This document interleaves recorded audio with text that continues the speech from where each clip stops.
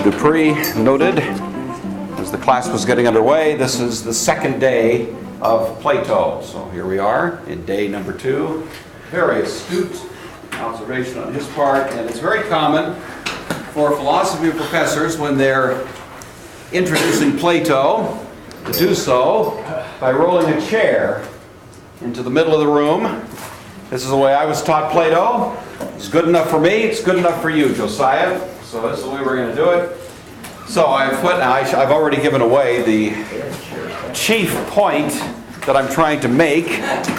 So I'm going to have to back up a little bit. I'm going to call on Ms. McFarland. If you will kind of play ball with me here a little bit. Would you do that? And I have placed in the middle of the room here an object. And if I were to ask you what is the object, what would you call it? You would call it a chair. Excellent.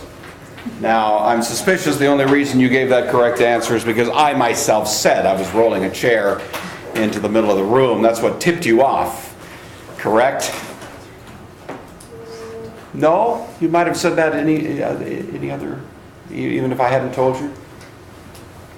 And Ms. McFarland, you were also sitting on a certain object. Well, not right now, but you were a moment ago, and maybe by the end of the class you will be again.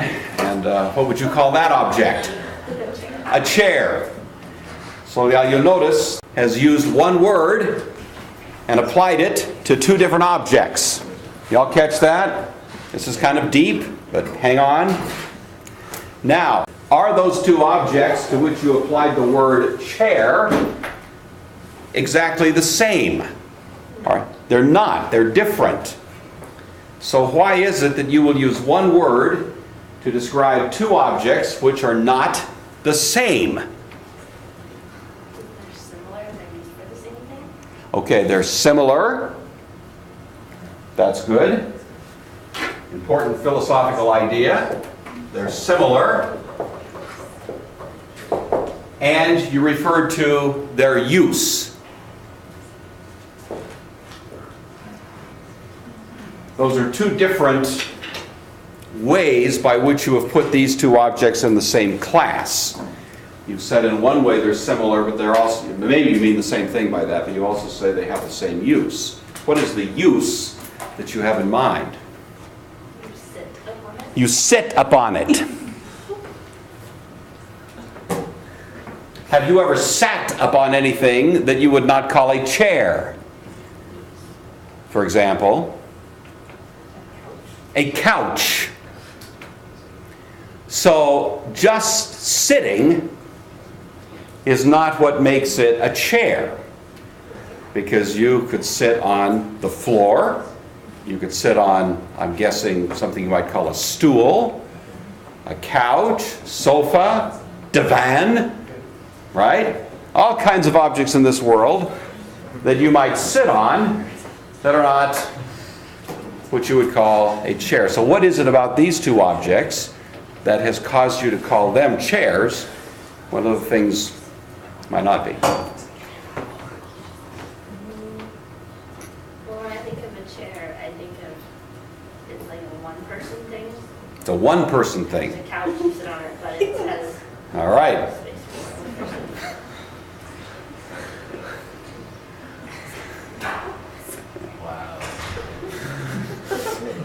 So can you imagine sitting on a one-person thing that still might not be a chair? Would any one-person thing you sit on be called a chair? Well, I guess a stool would be the same. A stool, maybe. Yeah. Let me ask you this. In terms of their similarity, we've been talking about function, but I'm talking about use, but in terms of their similarity, are there other ways in which they are similar besides just the use you would make of them? They look the same, okay. That object you have over there, how many legs does it have on it? No, the one behind you. 4. And how many legs does this one have? Well, I guess it has one, but then it has branches. That's right. So it doesn't even have legs, does it? Exactly. It makes maybe the center post, you could call it. And then it's got these. Does this one that you've got over there have wheels? Does this one have wheels? Does that one have cushy? Does this one have cushy? Does that one rock? Does this one rock? Does that one swivel? Does this one swivel? Looks to me like they're different in a lot of different respects here, right? Would you agree with me? And yet you still insist on calling both of them by the word chair, correct? The basic shape is the same. The basic shape, I don't know. This one has arms. That one doesn't have arms. You're talking about just the basic right angle. That's a lot of things that have right angles in life, and maybe some of them you could sit on it. Thank you, Mr. Sheila. And if you'd like to try sitting on that, we'd like to see how that goes. Do you see ladies? Thank you, Laura. Now, this little exercise that I've gone through with Laura may seem somewhat silly, but it does raise this philosophical question, and this is a somewhat serious question in the midst of a somewhat trivial conversation, and that is that all of us have this ability to take individual objects and put those objects into classes, into categories of things, right? And we do it all the time. We don't think of it as some great, work of genius on our part. We just do it. So Laura looked at these two objects and called them chair. And the question that comes up in a discussion of Plato and in philosophy generally is, by what means did we do that? How did we go through the mental gymnastic of taking two quite different objects and nevertheless calling them by the same term? There's one answer, which has generally been the answer given down through the history of empiricism. There's another answer that's been given down through the history of rationalism. Plato is a rationalist, and his answer is that both of these objects can be called chairs because they both, says Plato, participate in...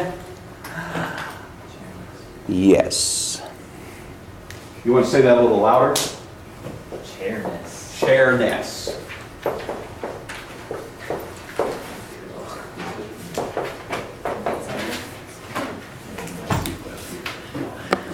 There is a chairnessness about these two objects. Now, what do you suppose, Krista, is the intended meaning of a statement like that? That they both participate in chairness, or as I said it, there's a chairnessness about them. What are we saying there? Just avoiding a definition by using chair in a different form. Well, yeah. Chair, I don't know. Chairness? What do we mean by chairness? Does that provoke any idea in your head to say this object and that object? The essence of a chair? The essence of a chair. Right. Has anybody ever experienced the essence of chair? Sydney? Never? Chair or chair? Chair. The essence of chair. C-H-A-I-R. Sydney, ever experienced that? What would that be? What would the essence of chair be? What would it be?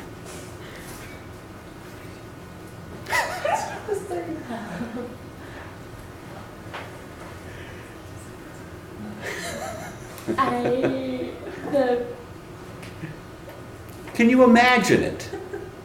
All right. I thought somebody'd come through for me here. But you think, when you think the essence of chair, you think like the ultimate, eternal, perfect chair. It's the essential chair. It cannot change throughout eternity. It is the absolute chair.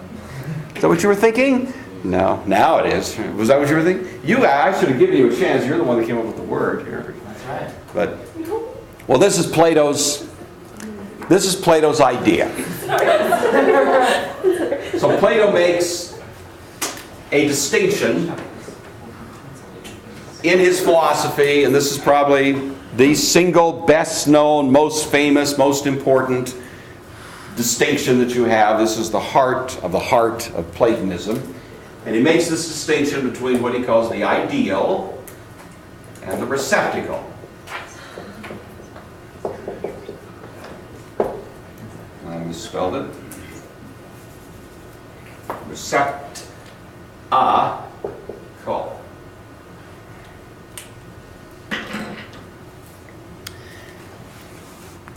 So Plato is an idealist because he believes there is an ideal world. And that ideal world doesn't change. It is eternal. It is fixed. It has in it only essence. We're going to use the word idealist repeatedly throughout the rest of the year, so I want you to get it in your heads right now. An idealist, of whom Plato is the most famous, is someone who believes that there are great eternal ideals, either one or more.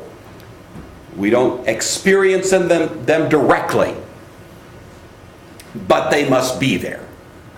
Ideals. Chairness would be an ideal. Plato is also called a realist.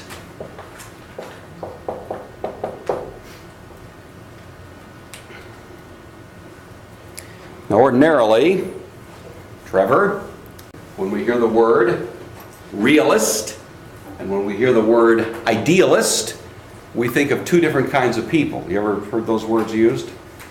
Oh, Sarah here, she's a realist. But Sydney, wow, is she an idealist? You ever heard the terms used that way?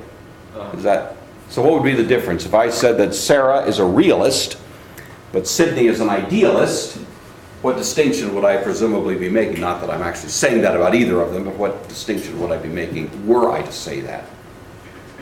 Well, when I hear people describe like that, to me I always get the image that, like, I don't know who you call it realist, but when I hear someone called realist, they're more down to earth and they just think, I don't know, practically and stuff. Practically. And idealists are kind of up in the clouds. Head in the clouds. Okay.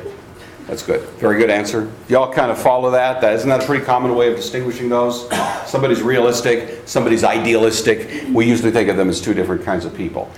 Do not think that way in philosophy. Okay? They are the same thing. Plato is an idealist and Plato is a realist. We don't mean it in the popular sense, we mean it in the philosophical sense.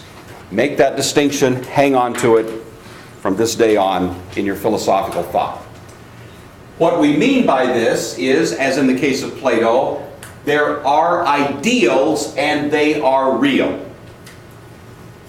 For Plato, chairness is not just an idea, as Matthew was describing.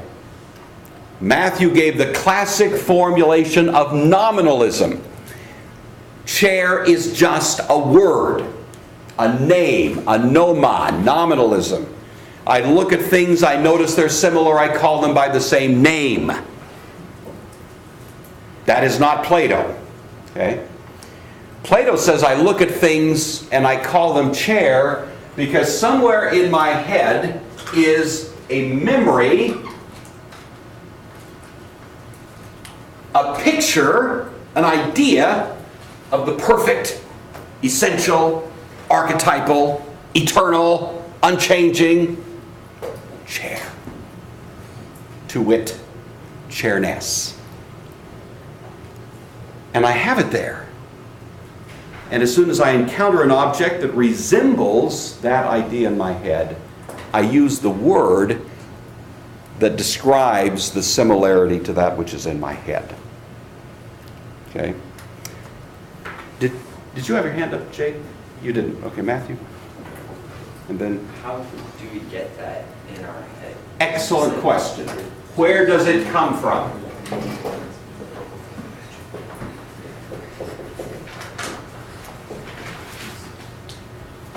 That is a major conversation we need to have. It's the whole question of Plato's epistemology. Matthew, let me give you a very short answer now, with the promise that we will come back and talk about it in greater detail before we're done with Plato, okay? The short answer is, we remember it. We remember it. That somehow or other, you at some time experienced that eternal chair, and you have a recollection of it. Okay? So there's a perfect chair out there? Yes, it's real. That chair is real, and you have experienced it. Not in this world, some prior existence, but you recall it. However dimly, it's there. Okay? That's called his theory of recollection. And like I say, that's a very inadequate answer, but I want to come back to that. We'll talk about that, more. So. Go ahead. So, is he like one of those people that believes that you have multiple existences? Yes, he does, but he does have a theory of reincarnation. But that's not central to what we're talking about right now. That's almost, he got that from the Pythagoreans, who also had an idea of reincarnation. But this is not quite the same thing. Okay, it's a good connection, good thought, but it's not quite the same thing. But yes, he did in fact affirm that. Sydney, you had that was it. So was this ideal essence just for objects, or was it for animals and people too? Did they have an ideal person? It's that's a good question, and it's a complicated question. And I don't know. I think scholars in Plato differ as to their answers. Is there a perfect aardvark? Is there a perfect orangutan? Certainly those are not points that Plato addressed directly. Presumably, yes. Presumably, any object in this world that we can say it is a something, we can call it. There's going to be an eternal expression of that in the ideal world. But some would doubt that, and then you'd have the question, well, what about a unicorn? Well, most of us have never experienced directly a unicorn. You ever woke up, looked out in your backyard, Kayla, and saw a unicorn? Maybe in your little girl imagination once, years and years ago, you imagined a unicorn, but most of us. But we have an idea. So is the idea of a unicorn something that we recall because we saw it in the ideal world, or is that something we just cooked up out of our imagination? Well, that's a debate that scholars in Plato can't really agree on. And it's part of that whole problem. Very importantly, though, for Plato, there would be the perfect man, or the perfect human. Perfect man or woman, I guess. That becomes very important. Yeah, there he is. Whoa, he's here! Joe, you had a... Since he's not a relativist, does he believe that everybody gets the same idea of an ideal whatever? Yes, he does. Yep. Because that ideal world is real. It's really out there. And so it's not like, well, this is something we invented out of our imagination. It's something that we actually experienced, and we all experienced the same thing. So that's part of why he's not a relativist, for that very reason. It's very good use of that term. Yes? So does he believe that we could, at some point in time, just stumble across this ideal world, or is it up in heaven? Like, is it like a heaven type thing, or is it on earth? No, it's a heaven type thing. Okay. Yeah. It is not heaven in the way we use it as Christians, but it's that idea. It's transcendent. It's not part of this world. It's otherworldly. That's what distinguishes it from this receptacle world, which is the world in which we live. All right. We live in the world of imperfect copies. So there's jillions of chairs in this world. None of them are a perfect replica of that eternal ideal chair. But there are many imperfect copies, and when we see a copy, we recognize it as such and call it by the name chair. Matthew.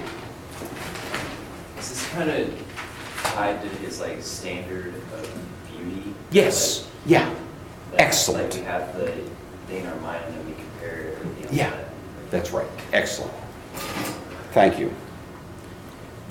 So yesterday I showed you two great pieces of art. Remember that? The Mona Lisa and Nicole, the Betty Sue.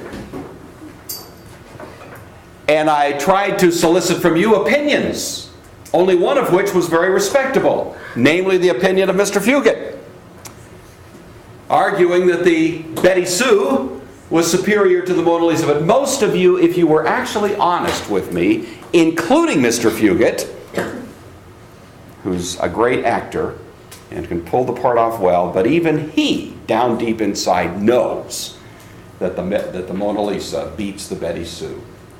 And the question is, why do you know that? Why are you all so secure in your opinion that the Mona Lisa is superior in beauty to the Betty Sue? Answer? Go ahead and give the answer, Matthew. You asked the question that would point to the right answer. Because we have a perfect picture or something in our head, and then we compare whatever the painting said in question, and determine it's more like that. Exactly. I had another question, actually. Okay, then hold on to that question, so I want to make sure everyone caught this. Okay. I've put this because I don't know how else to picture it, but I want you to imagine not something that is beautiful, you know, but I want you to imagine as best you can beauty. Whatever that is, beauty. I was asking you a minute ago to imagine chairness, and you were having trouble with that. This may be even tougher. I want you to just imagine eternal, essential, perfect beauty. You see, whatever comes to your mind. Well, what Plato is saying is that is what's here. There is the perfect and eternal, not just beautiful thing, but beauty as such. And you have it in your mind, and therefore as you go through this world, you can routinely and easily, many times, distinguish that which has greater beauty from that which has less beauty. You distinguish Mona Lisa from Betty Sue. You distinguish all through life, beautiful this, beautiful that, not because you're just making a private judgment about it, but because lingering in your mind is that essential, eternal notion of beauty. And it's there. And strangely enough, most of us agree most of the time on what is beautiful and what isn't. Now, sometimes we differ on fine points, you know. Is the Last Supper more beautiful than the Mona Lisa? Well, we can have that conversation. But listen to me, the very fact that we can have the conversation means that we have something in us telling us that there is that which is beautiful ultimately. Otherwise, the conversation would be meaningless. You see, even if we differ, it proves the point that Plato's making. We've got some idea of that which is eternally an expression of beauty. Kind of tracking with that? You see what's going on here? Matthew, you had it. Well, you kind of already asked or answered it. I was going to ask how does he explain that we think some people are better looking than other people if we all have the same standard Yeah. of beauty? Yeah. Excellent. And again, this kind of goes back to your prior question. Where does it come from? And again, I'm going to hold off on giving you an adequate answer by just giving a real short answer. Some of us remember it better than others. Okay? Some of us are more philosophical than others of us. And Plato, of course, in his Republic, argues that those people who do this the best should be the ones that rule, right? The philosopher kings. But he says we all can do it. We all have it somewhere in our heads. Spencer. So, is that chair is still real though, right? That's a real chair. It's just not the perfect. It's not the perfect chair. It's closer. I mean, to be honest with you, I sit on this chair. It's not bad. Leans back. I could almost doze off here, you know. Nice. I sit in that thing you call a chair. It's hard, you're bolt upright, you know, you have to There's no relaxing to it. Yeah. And so, if you were to ask me, which of these two objects more closely conforms to chairness, my opinion would be it's this one. Somebody may differ, but again, the very fact that we have the conversation proves that we all share some notion of what the perfect chair would be, right? Yeah. If the world of forms is considered somewhere in heaven or something, does Plato believe that when people die they'll get to go there? Yes. Okay. Good question, and be careful about calling it heaven, because that brings too much Christian spin to this. He simply calls it the world of the ideal. But he does believe, and this is part of why Socrates is so kind of confident and relaxed as he anticipates his death, is that he believes as he dies, he's going to be going to that place. And that will be the place of the experience of ultimate beauty and all of these great things. So he's okay with that. Yeah. Does he believe the wicked get to go there too? If it's No. innocent beauty?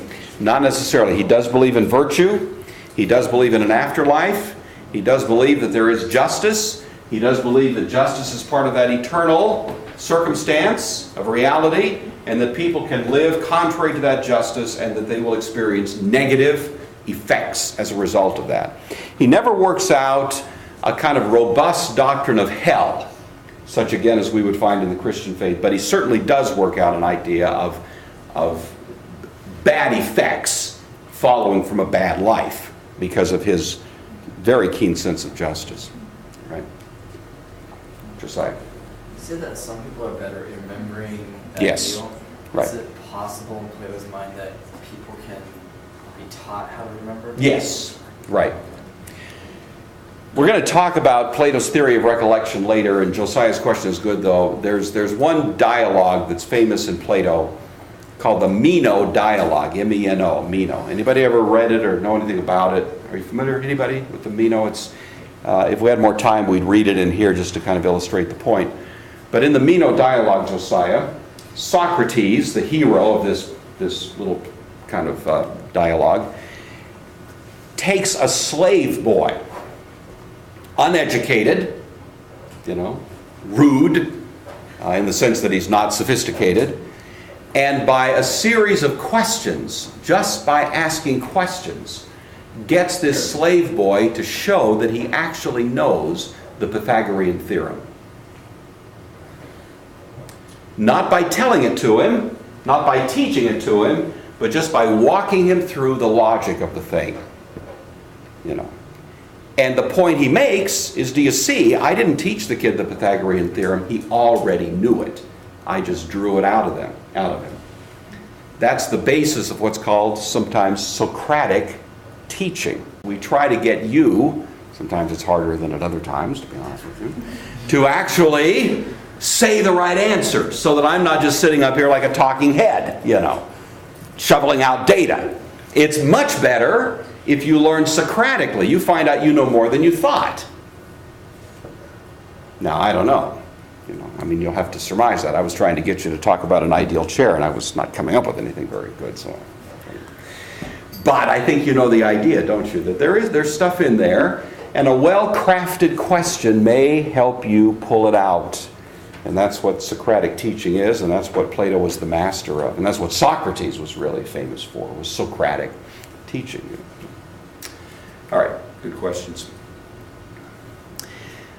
Now, in terms of what we've studied so far, Plato is trying to tip his hat to the two philosophical traditions that have been coming down to him. So, Nicole, your most famous Ionian was?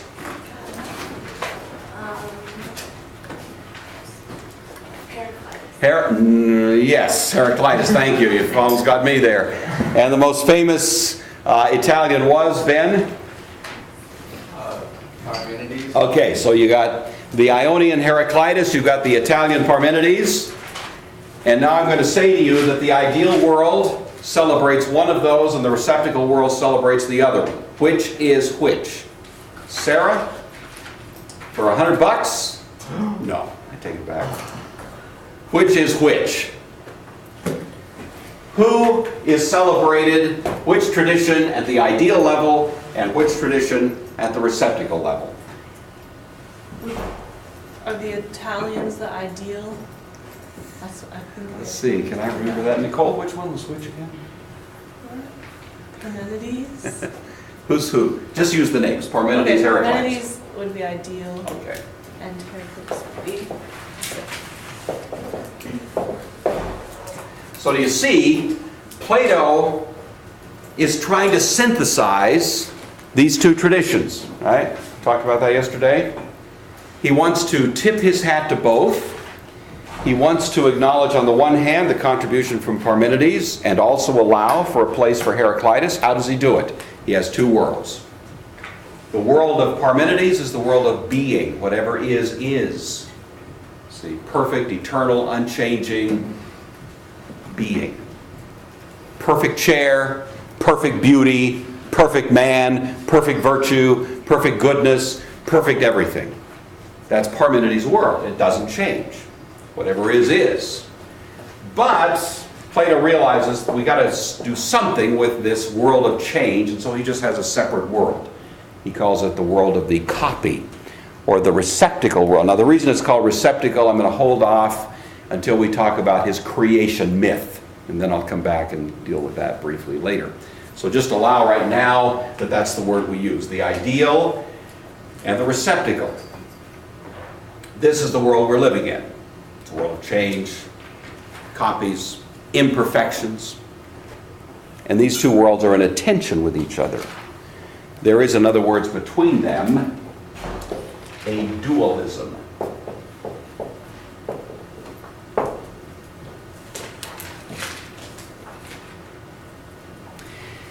In the human makeup, your soul is from which world, Josiah?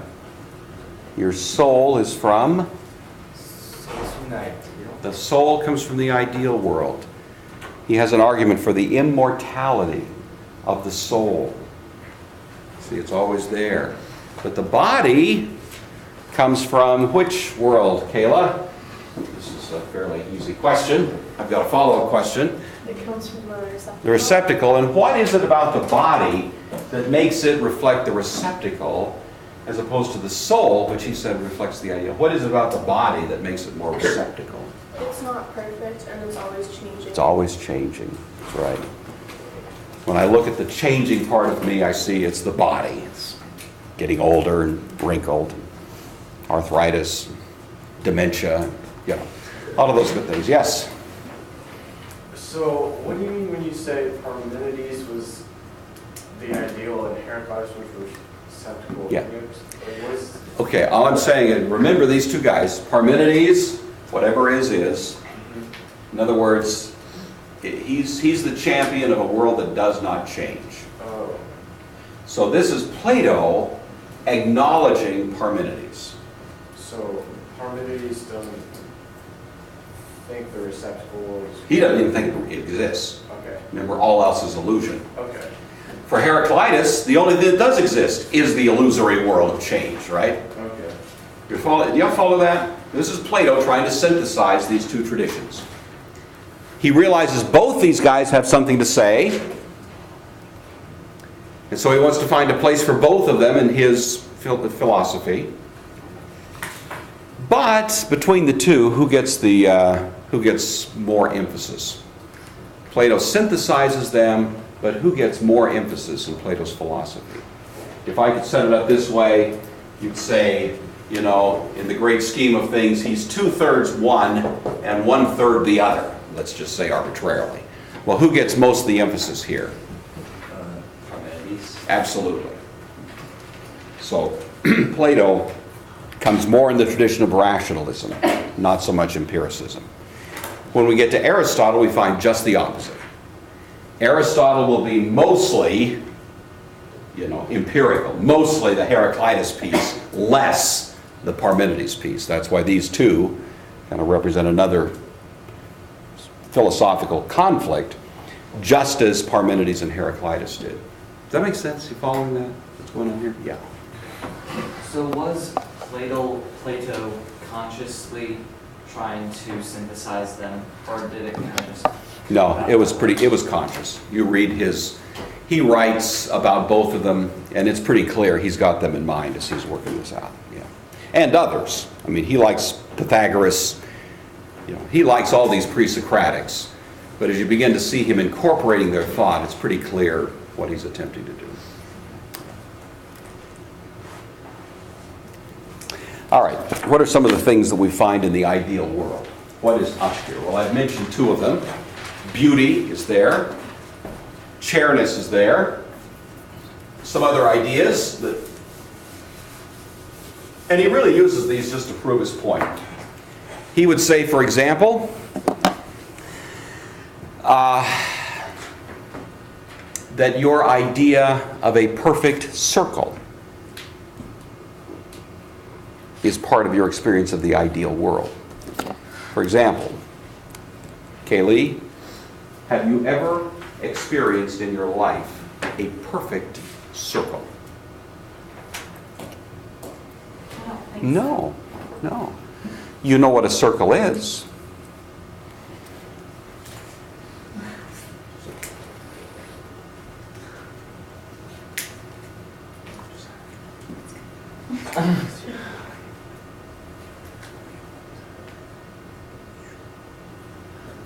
Is that a perfect circle? No. Would you agree with me that it's not bad? Yeah.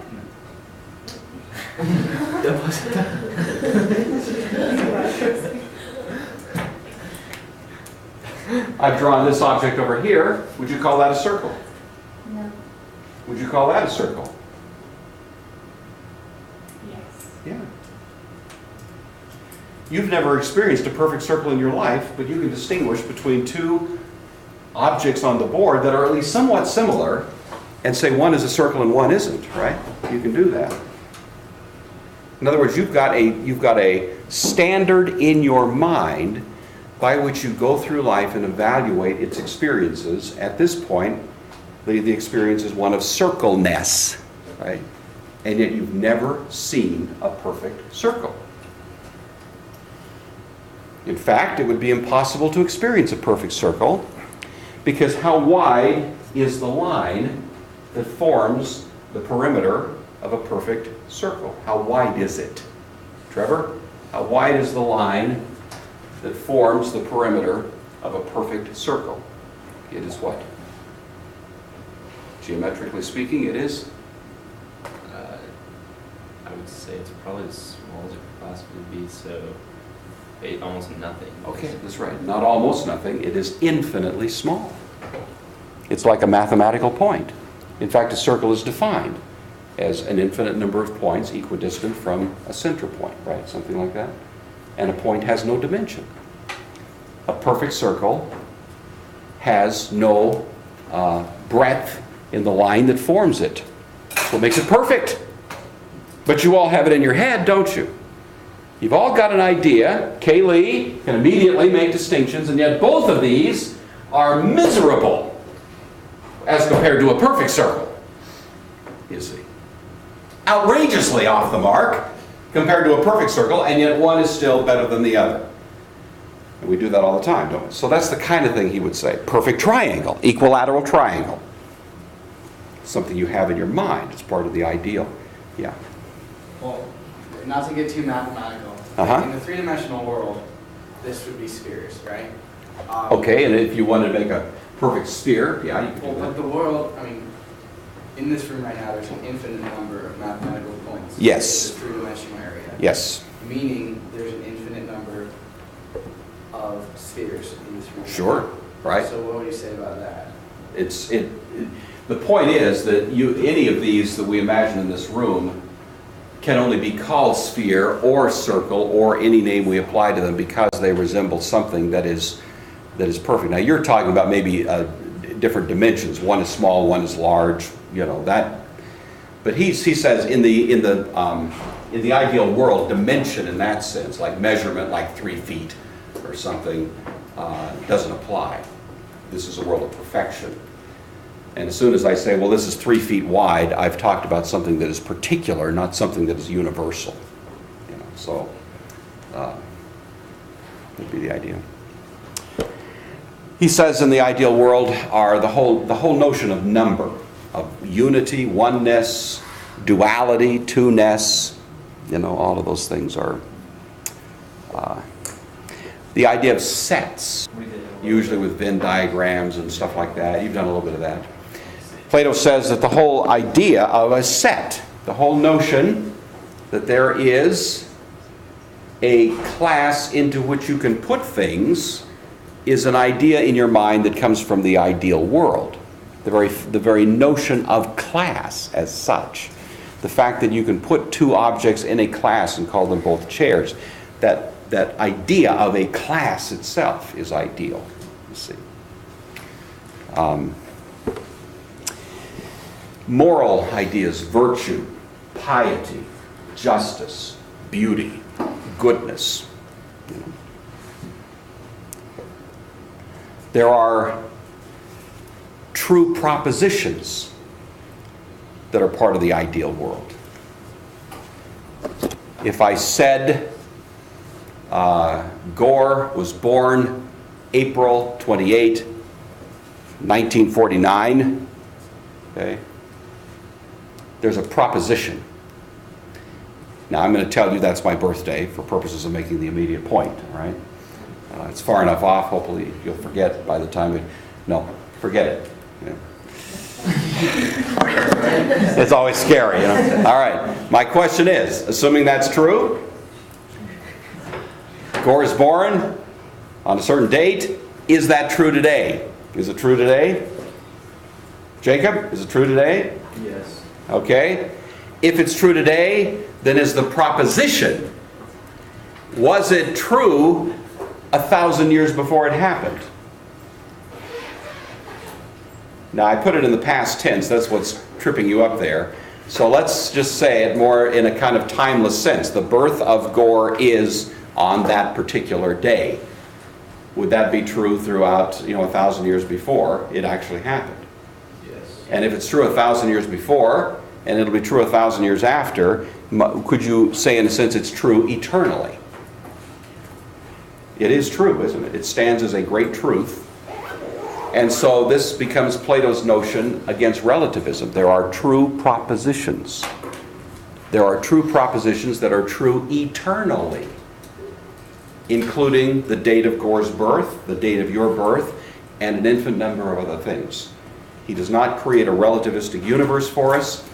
He creates a universe in which certain things are true, and they are true absolutely.